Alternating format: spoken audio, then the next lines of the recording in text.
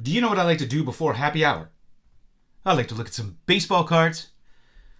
I have just a handful of 19th century cards here that I wanted to look at with you. First, we have this 1887 Billy O'Brien. And Billy O'Brien led the league in home runs that year in 1887.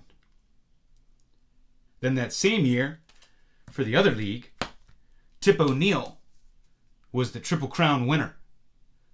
Led the other league in home runs. This is Ned Williamson, and he held the single season home run record until Babe Ruth broke it in 1919. He died young.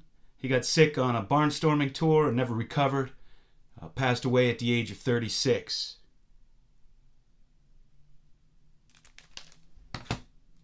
This is a Scraps Tobacco, they call it, of Charles Comiskey.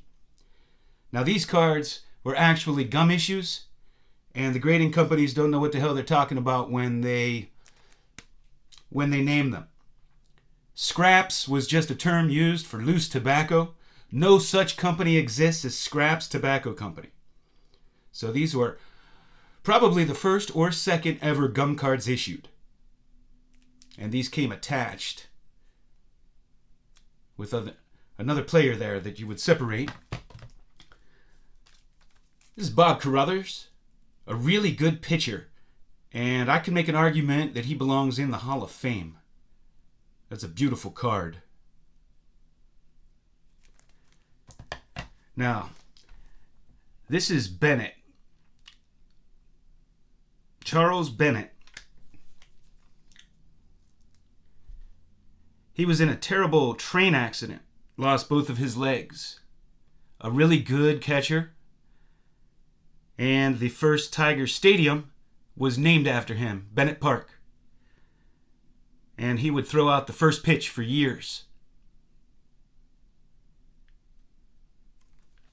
And this is Jack Glasscock. Now he was kind of like the Ozzie Smith of his day. Probably a top fielding shortstop back then.